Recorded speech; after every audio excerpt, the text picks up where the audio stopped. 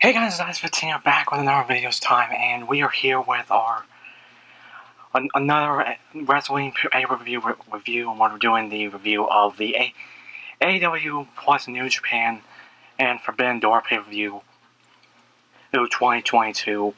And yeah, like I said, I did my predictions, we're doing a review, and yeah, so just really wanted to do a review of this thing, especially after I watched this again.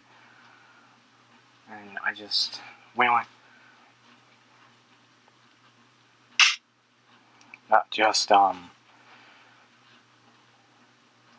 really love this pay-per-view overall. Just down to under my soul, I really do love this pay-per-view. It was just amazing. Having just people from New Japan and AEW come together to make this thing. And we have dream matches. We had championship matches. We had champions retained, new champions crowned. The first All Atlantic champion and just got crowned. And yeah, and a bunch of things just happened with it. So. But going over the pre-show real quick, like I said, the buy-in, what do we want to call it? And like I said, and we had Bishop on with Hiroki Goto and Yoshi Ihashi against they defeated the Factory, which was a okay match. And again, it was just another loss to the Factory. And same thing goes for Lance Archer versus Nick Colorado. That match didn't last too long, but then again, they're sticking like 4 pre-show matches in the pre-show. We have Swerve in our glory with Keith Lee and Swerve Strickland going against Suzuki Gun's El Desperado and Yoshinobu Kanemaru. Again, they won, and finally we have Max Caster and the Gun Club against the New Japan Dojo. Yuya Mara and the New Japan Dojo with Alex Cole, Lachlan, and DKC and Kevin Knight. Alright, with Max Caster and I say Billy Gunn won because Austin and Colin Gunn went into the backstage to find Danhausen after they played that song they made. But yeah, that's pretty much it. But that's pretty much it. Now I want to go through. Let's just go through the main show itself. Let's just go right into it and get this done. So what started out the show was the 6-man tag match as for the man advantage at Blood and Guts that's gonna come this Wednesday, in which we have Moro Suzuki and Jericho Appreciation Society with basically Jericho and Sammy Guevara against Eddie Kingston, Shota Umino, and Wheeler Yuta. Now, I didn't know Shota Umino was, but basically he does have a history with Jericho. Because back at the Tokyo Dome earlier, somewhere way back when Jericho was at New Japan, and he punched Shota's father, who was a referee, and then also locked him in the walls of Jericho. Again, that's kind of as far as what they mentioned, and also showing the footage. But this match is basically just epic as usual. We have Shota Umino, just a rising star and. Or maybe I'm pretty sure he is. And Eddie Kingston, Will Yuta, also a rising star, and also the Ring of Honor Pure champion. And then Jericho and Sammy Guevara with one of the best wrestlers in the world, Moro Suzuki. And we had a chop fight between him and Kingston. We just had back and forth action, high flying action too. Sammy Guevara being a spectacle in the just being a spectacle in the ring. And just again, Moro Suzuki just playing on the best match as usual, but ultimately it led with the Jericho Appreciation Society and Moro Suzuki winning after a Judas effect to Shota Umino. Again, there's just nothing too much want to go over too much with this match because I don't want to go too long with it, but. This segment, like I said, same thing goes for the arm matches on the corner, but yeah. I still like this match now as Jericho Appreciation Society has the man advantage, which that means they have a member of going in first before the Blackpool Combat Club.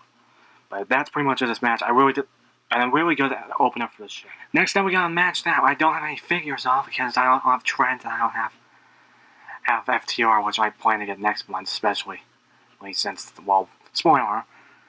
We have the three-way winner takes all tag team match for the Ring of Honor and the IWGP Tag Team Champions, or at least the Ring of Honor World Tag Team Champions, but you kind of get the point.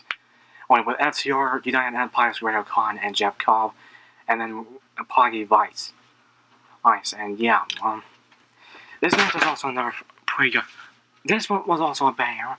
Again, you probably gonna see me saying this over and over that pretty much all these matches were just bangers, all in all. And yeah, just like I said, just really love this match in general. Again, we have these three great tag teams in general, all now, and it was pretty good. Cash Wheeler basically taking on the odds when Dax was sent to the back after getting his shoulder possibly separated, and fighting off just Great Khan and Jeff Cobb, even when Great Khan sat on Cash Wheeler's head in the corner. Again, really weird and stuff like that, but and very demeaning. But ultimately, Dax Harwood does come back and even fight with one arm and stuff, but then ultimately went up to the big rig on Poggy Vice, or at least just on one of the members of Poggy Vice. I'm gonna guess for Rocky Romero. And 1, 2, 3, FTR wins, and they take on the Ring of Honor and the IWGP Tag Team Champions. Now there are 3 champions in 3 different companies. And I don't know if this is going to lead up to also possibly another run in with the World Tag Team Champions, AEW World Tag Team Champions. But yeah, I really love this match overall. Again, they just kept going on more banger matches, which is even one after another, and we're just going, and it just keeps going. Next up, we have another match that I was looking forward to, is for the inaugural All Atlantic Champion, AEW All Atlantic Championship with Pac, Miro, Malachi Black, and Clark Connors. Again, Clark Connors coming in to fill in for Tomohiro Ishii after he has suffered a knee injury and everything, and stuff like that. But this match again was also pretty great too. Again, Clark Connors being the dark horse of this match, he still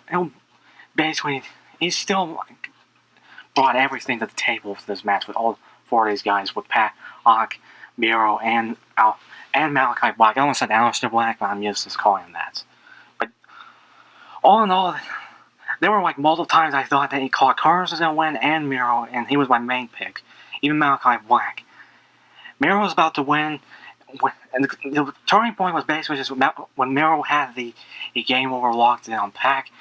Malachi Black comes with a black mist, takes him out. Clark Connors goes at Malachi Black, but we have a black arrow onto Clark Connors, or maybe it was Malachi Black, but mostly I think it was Clark Connors. And then a brutalizer on Clark Connors and just taps out immediately, and we have our first inaugural All Atlantic champion, but Pac, and he deserves it again. Deserves the recognition he needs. Again, after his kind of somewhat lackluster one, but not completely lackluster, but just being kind of let down with WWE, then bring it down with him in AEW. So I'm really glad to see how this championship run for this belt will go, and yeah, I just really hope we'll see how it will go, and yeah, let's just go on to the next match. We have a 6-man tag match.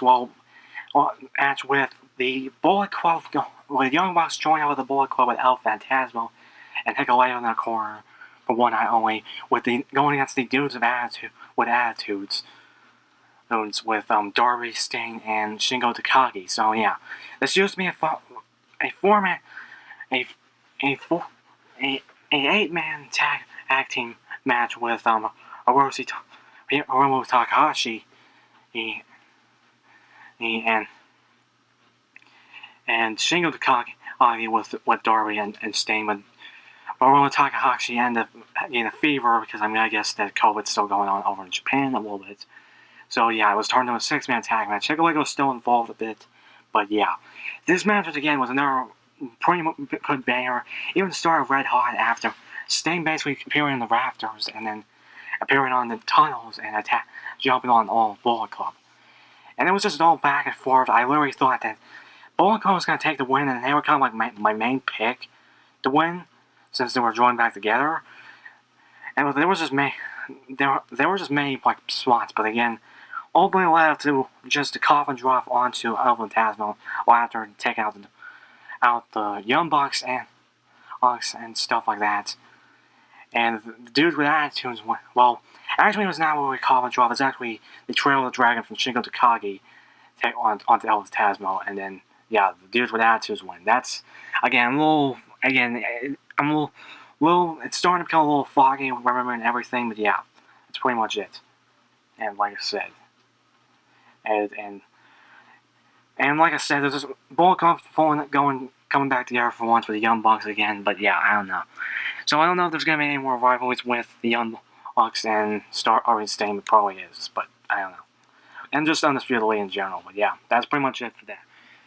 Next up, we have the AEW World Championship match with Thunder Rosa going against Toni Storm, and this match was still pretty good. I didn't say I didn't take my eyes off because I was looking up where I can get the Pac figures since now he's All Atlantic Champion and everything, and a bunch of things just going through my head at a time. But yeah, I still think it was a pretty good match, even despite parts I did miss, and then also I was getting some food and stuff like that, and maybe some drinks here and there like water, but yeah. But this match was pretty good. Again, it was back and forth. There was a lot of times I thought even Toni Storm was going to win, but ultimately it led up to, again, it's just ultimately led up to Thunder Rosa winning with actually doing Dustin Rhodes, also the Reckoning move, just, the final cuts, whatever it's called, that little suplex neckbreaker thing that he did. But yeah, that's pretty much what led after that, and that's, again, Thunder Rosa retains, continues her reign. Again, I thought Toni Storm was going to win, but I just went with, I think I picked Thunder Rosa because she was continuing her reign. But yeah, that's pretty much it, and like I said, it was a pretty good match. And next up, we got just a beautiful match right here. Just a spectacle of a match. We have the IWGP US Championship match with Will Ospreay champion, the actual champion, and since even though Juice Robinson has the belt and everything, with whatever's going on there, and against Orange Cassidy, the enigma of AEW, basically again, and just kind of like the mystery. I don't even know what to call it. Just one of the best in the company again. And this match was a beauty again, like I said, and Orange Cassidy doing his act, just having the hands in the pockets, going after, and doing like the dodging and everything, even doing like a fake dive through the ropes. So they were just going back and forth. Even did like an Eddie Guerrero style thing, just fake egg drop to the ground thing to get Will Ospreay off guard. But these guys were going at it. We had him performing the beach break, and on the stud dog versus a powerball to a stud dog while he out running it there and everything. Even being able to take out both guys from Aussie Open and everything, but yeah. They even kicked out the Hidden Blade. It was the Stormbreaker that I had Will Ospreay win the match and retain the championship. Again, he didn't have the belt physically because of Juice Robinson from the Bullet Club, because of all that stuff going on. I don't know what's going on with there. And Aussie Open and Will Ospreay, and we're going to attack Orange Cassidy after the match. But we have a Pocket Vice coming out, and they were taken out. But ultimately allowed with Toyori Shiba coming out, making a surprise AEW debut, and drove away all three of the men. And Orange Cassidy stepped up at him, and even put his sunglasses onto Shiba Ibata, and again, this match was just great. Again, it was probably one of the best matches of the night, and it was just a beauty and a spectacle to watch. Again, it was just that. It was just that damn good. I really loved it. Now let's go on to the other match I was looking forward to and waiting all night. Because we're down to 3 matches, so I'm going over with this one. I'm gonna try to go through one much. We have the match with Zac Samer Jr. versus Daniel Bryan's Mystery Opponent, and it was none other than Claudio Castagnoli, aka Cesaro, formerly known as Cesaro, the new member of the Blackpool Combat Club. I almost said Bullet Club for some weird reason. But this is kind of one of the reasons why I wish I had a Cesaro figure, but I'm definitely going to be buying that next month to add to my AEW display. And yeah, honestly, this match was another beauty just to watch. Again, 2 of the best tactical wrestlers in the world. And another thing, as far as Bryan Danielson match, the Bryan Danielson and Zac Samer Jr. match will happen down the line eventually. But this match was pretty good. We had a bunch of good spots during this match. As a quick, we even had like a shocking start of it where Claudio Castagnoli just basically came out of the gates with a uppercut to Zac Samer Jr. and did the God's neutralizer onto him and almost actually won. And that's kind of it was crazy. He kicked out and the match still went on. We had Zac Samer Jr. walked on with Claudio with a triangle hold, and Claudio actually carried him all the way to the ring and powerbomb and thrown him down. But ultimately, Claudio Castagnoli wins against Zac Samer Jr. by pinfall. And yeah, I really did like this match. It was probably one. It still continued on from there. Every match so far was just been pretty good. But yeah, let's move. And yeah, the better matches and the epic matches just kept continuing. We have the four-way matchup for the IWGP World Championship, and we basically and also the little introductions for both the announcers with Justin Roberts and I'm forgetting the other guy, with the New Japan announcer, basically. They were pretty good. It was just basically kind of like they were trying to one-up each other on the ring announcing. And yeah, just really. But like I said, we have Jay White defending against Adam Cole, Hangman Page, and Kazuchika Okada. Again, his first name's kind of hard to say. And this match was actually just pretty epic. Again, 4 of the best, not one of the 4 or best wrestlers in both industries, and a lot of these guys have just a bunch of history with each other because they probably all faced each other back in New Japan.